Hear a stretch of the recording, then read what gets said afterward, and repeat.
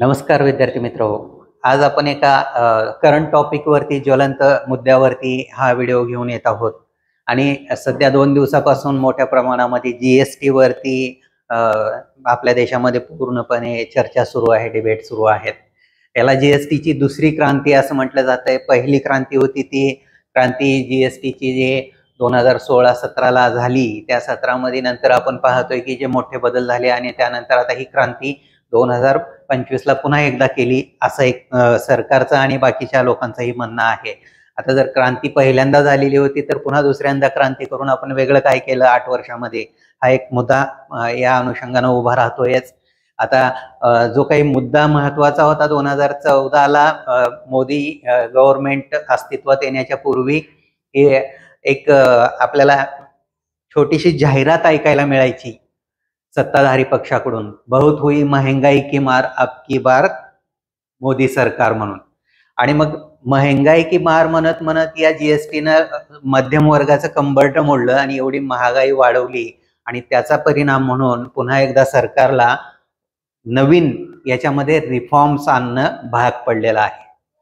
पूर्वीच्या जीएसटीच्या पद्धतीमध्ये, पूर्वीच्या म्हणजे आता पण आहेच, कारण 22 सप्टेंबरला ही नवीन पद्धत लागू होणार आहे. आणि मग या दृष्टिकोनातून जर बघितलं तर या पद्धतीमध्ये काय होतं तर 5 स्लॅब होते. जगामध्ये अशा पद्धतीची क्रांती कुठेच झाली नव्हती, कुठल्याच कर रचनेमध्ये झाली नव्हती की 5 स्लॅब ठेवलेले होते. आणि आज पण भारतामध्ये ते स्लॅब 5 पद्धती ठेवल्या, 5 स्लॅब ठेवले त्याचे. मग 5, 12, 18, 28, 40 अशा पद्धतीनं. आणि आता त्यातले 2 स्लॅब कट केलेले आहेत आणि आता 12चा आणि 28चा स्लॅब पूर्णपणे काढून टाकला आहे नवीन पद्धतीमध्ये. आणि आता 5, 18 आणि 40 अशा पद्धतीचे 3 स्लॅब आपल्याला दिसून येतील. याच्यानं काय परिणाम होईल या दृष्टिकोनातून याला क्रांती म्हटलं गेलेलं आहे. अदरवाईज याच्यामध्ये ही कर रचना आहे. कर रचना ही कधीही बदलच होत राहते. त्याच्यामध्ये काहीच वेगळं नाहीये. अगदी 1964 ला जो काही इन्कम टॅक्स ऍक्ट आलेला होता तो अजूनही लागूच आहे. त्याच्यामध्ये सातत्यानं फेरबदल होत आलेले आहेत. आणि मग या सगळ्या दृष्टींचा विचार केला तर कुठल्याही देशामधील कर पद्धती जी आहे ती इव्हॉल्व्ह होत असते, म्हणजे चेंजेस होत राहतात. आणि हाच एक चेंज आहे. याच्यामध्ये वेगळं काहीच नाही आहे. जीएसटीची जी काही आपण प्रणाली आणली त्याच्यामध्येच हा एक चेंज आहे.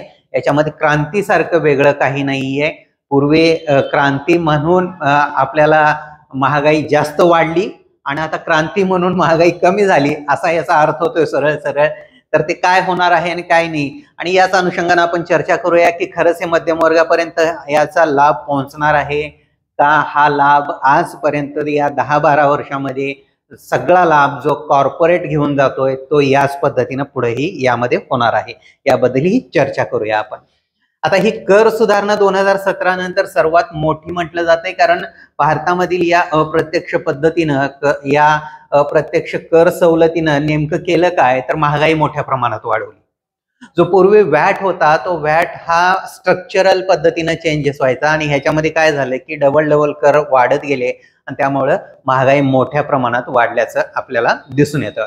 म्हणजे एकाच वेळेस समजा एखादा प्रोडक्ट तयार होत असेल तर त्या कच्च्या मालावरही जीएसटी द्यायचा आणि तो पक्का माल तयार झाल्यानंतर त्याच्यावरही जीएसटी द्यायचा फायनल प्रोडक्ट म्हणून. तर हे 2 पद्धतीनं डबल टॅक्सेशन आपल्याला या ठिकाणी दिसून येऊ शकतं. तर हा एक मोठा लूप होल किंवा ड्रॉबॅक या ह्याचा होता आणि आहे, अजून पण असणारच आहे.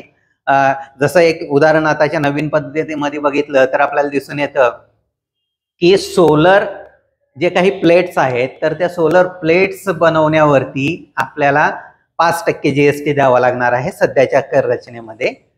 आणि तेच नवीन ज्यावेळेस सोलर घेताय तुम्ही प्रोडक्ट त्यावेळेस त्याला 0% जीएसटी आहे. हे जे काही चेंजेस आहेत हे खूपच वेगवेगळे आहेत आणि त्याच्यामुळे ही लिस्ट पद्धतीची प्रणाली झालेली आहे भारतामधील जीएसटी पद्धत म्हणजे. तर त्या दृष्टिकोनातून त्याला सुलभीकरण करण्याचा प्रयत्न 5, 18 आणि 40 अशा या 3 कॅटेगरीमध्ये आणून करण्याचा प्रयत्न सुरू दिसतोय आपल्याला. नवरात्रीच्या पहिल्या दिवशी म्हणून 22 सप्टेंबरला याला ही पद्धत लागू होणार आहे, ही कर रचना लागू होणार आहे असं सरकारकडून जाहीर करण्यात आलेलं आपल्याला दिसून येईल.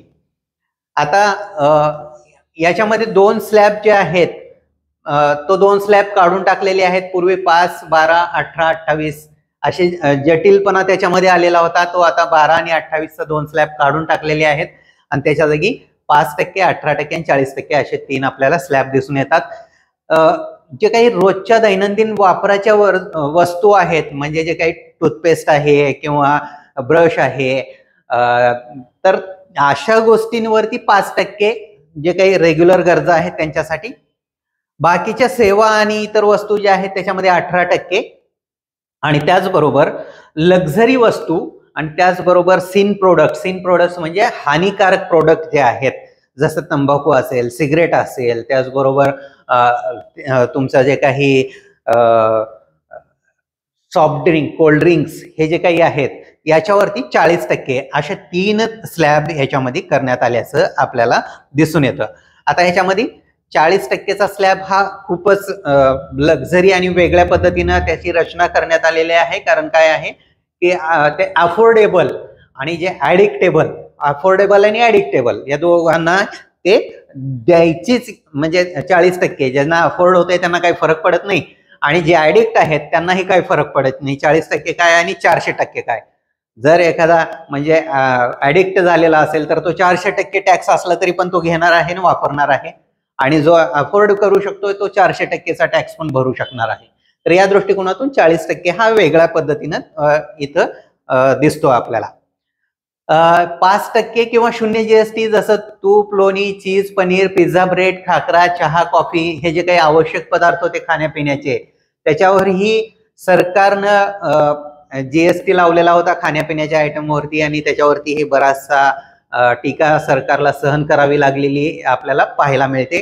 त्यातल्या त्यात निर्मला सीतारामन या आपल्या वित्तमंत्री आहेत, त्यांना जास्त टीका सहन करावी लागली, क्योंकि मैं भी प्याज नहीं खाती, अशा पद्धतीनं त्यांनी एक उदाहरण दिलेलं होतं.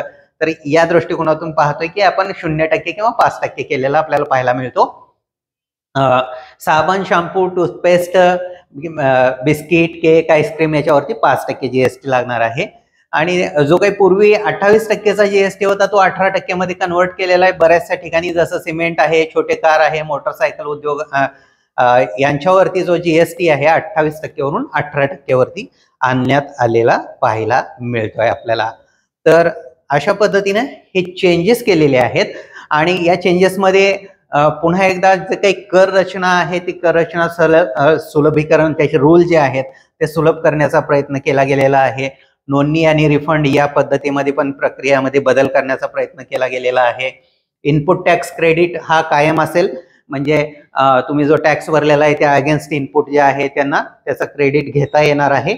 आणि याचा जे छोटे एमएसएमई जे उद्योग आहेत यांना जास्त फायदा होईल, अशा पद्धतीची ही रचना असेल असं सरकारचं म्हणणं आहे.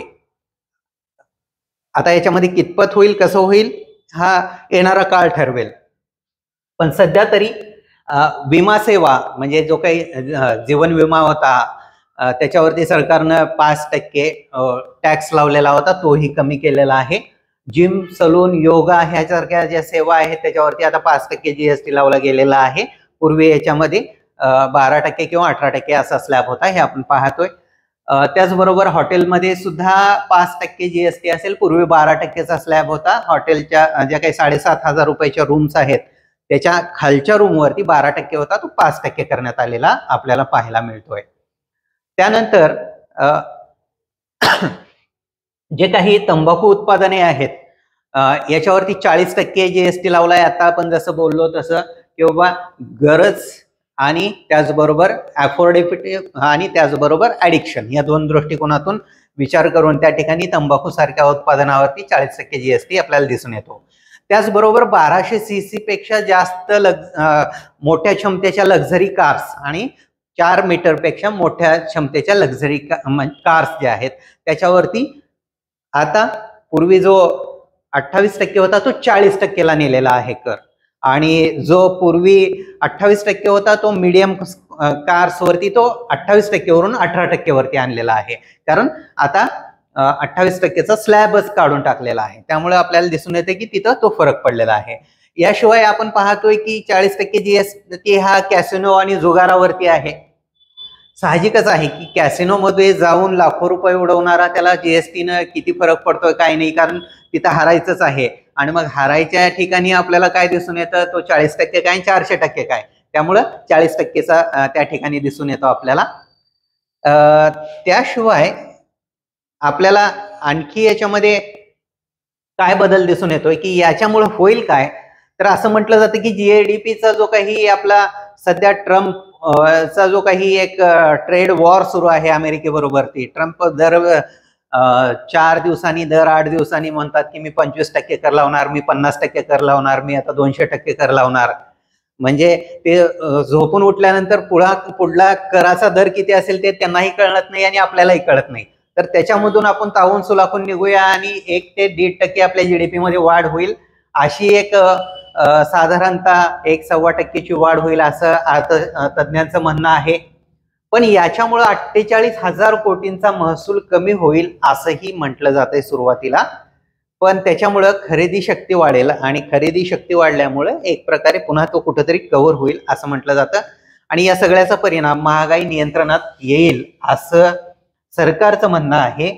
आता महागाई नियंत्रणात येईल का नाही याच्यावरती जर आपण विचार करायचं म्हटलं तर आपल्याला एक साधं उदाहरण या ठिकाणी मी तुम्हाला देतोय, त्याच्यावरून आपल्याला लक्षात येईल की खऱ्याच अर्थानं महागाई नियंत्रणात येईल का नाही.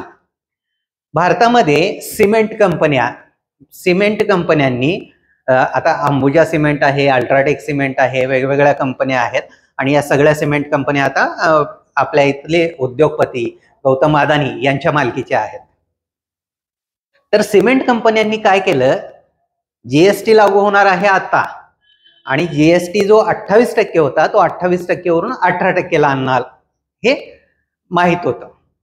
मग आता कदाचित इनसाइडर त्यांच्या न्यूज असणार, त्यांच्या बरोबरचे संबंध असणार आणि त्या सगळ्या गोष्टीमुळे त्यांना माहिती असेल की आपल्याला किती टक्के कमी होणार आहे आणि काय होणार आहे.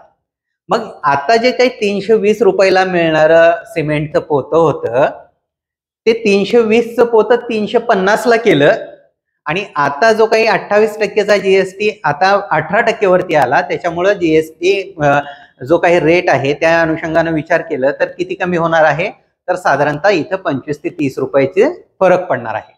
म्हणजे कंपन्यांनी काय केलं, आधीच रेट वाढवले आणि पुन्हा सरकारकडून GST कमी केल्यानंतर मिळणारा जो फायदा लोकांना पास ऑन केला पाहिजे, हस्तांतरित केला पाहिजे, तो न देता तो स्वतःकडेच ठेवून घेतला. म्हणजे आताही सिमेंटचा दर किती असणार आहे पोत्यामागे, साधारणतः 320 ते 25च्या मध्ये, आणि याच्या पूर्वी किती होता, 320 ते 25च होता. आता वाढवला 350ला केला आणि टॅक्स कमी केला म्हणून पुन्हा तो 320 ते 25च्या मध्ये येणार. म्हणजे याचा अर्थ काय, याचा अर्थ कंपन्या याच्यामध्ये फायदेशीर ठरवत आहेत, या कंपन्यांना फायदा होत आहे.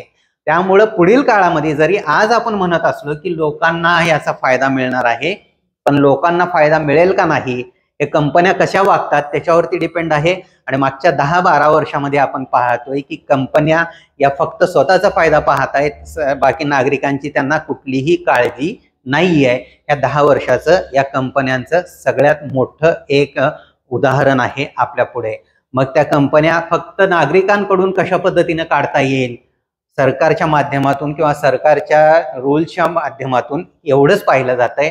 आणि त्याचा परिणाम आहे की सिमेंट कंपन्यांनी ऑलरेडी GSTचा परिणाम जो होता तो लोकांकडून काढून घेतला आहे.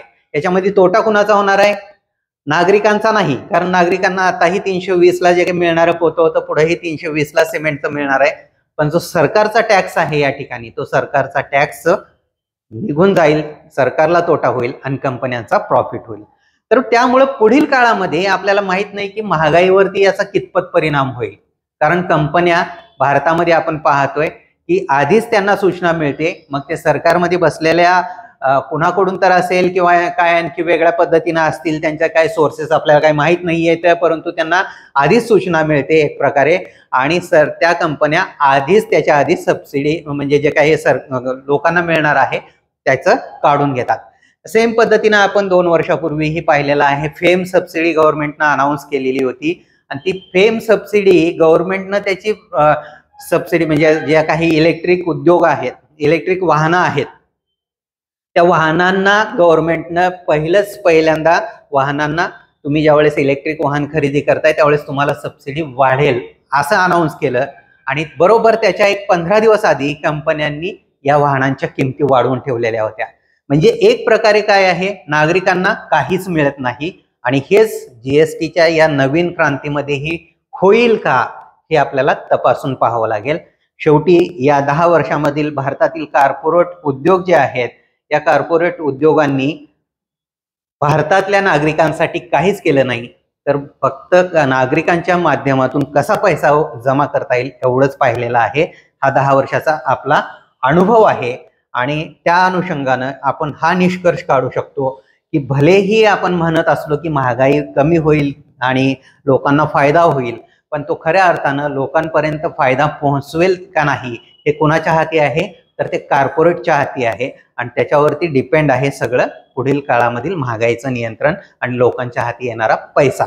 तर जीएसटीचं हे एक आपल्याला क्रांती म्हणून आपण एक प्रकारे जे काही आपलं ऊर बळवून घेणं आपल्या भाषेमध्ये म्हटलं जातं, तर त्याला काही अर्थ नाही. जोपर्यंत ते पास ऑन होत नाही तोपर्यंत याला कुठलाही अर्थ नाहीये. तर आपल्याला येणारा काळच सांगेल की या दुसऱ्या क्रांतीचा फायदा हा कॉर्पोरेटला झालाय का, मध्यम वर्गाला झालाय का, सामान्य नागरिकाला झालाय, हे डिपेंड्स ऑन त्याच्यावरती असणार आहे. बाकी याच्यामुळं खूप मोठ्या प्रमाणात खरेदी शक्ती वाढेल, खरेदीला मोठ्या प्रमाणामध्ये एक प्रकारे ओघ येईल असं काही नाही आहे. 10 रुपयाची वस्तू जर आपल्याला 9 रुपयाला मिळत असेल तर आपण काही खरेदीला लगेच जाणार नाही, पण जो काही फायदा आहे तो पण आपल्याला मिळणं गरजेचं आहे. कारण ती 10 रुपयाची वस्तू घेण्याची ताकद निर्माण असेल त्या व्यक्तीमध्ये तर तो घ्यायला जाईल, अन्यथा तो 9 रुपयाला मिळते ती वस्तू म्हणून कोण घ्यायला जाईल असं मला वाटत नाही. तर त्या दृष्टिकोनातून सरकारनं लोकांची क्रय शक्ती कशी वाढेल, लोकांकडील पैसा कसा वाढेल हे पाहणं गरजेचं आहे.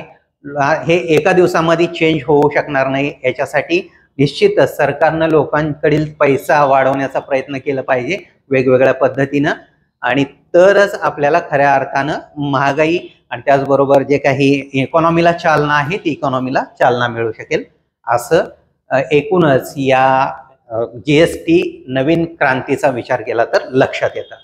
तर आपण अशाच पद्धतीचे व्हिडिओ पुढे घेऊन येणार आहोत. त्याच्याबद्दल आपल्याला सपोर्ट करा, लाईक करा, सबस्क्राईब करा, शेअर करा. धन्यवाद.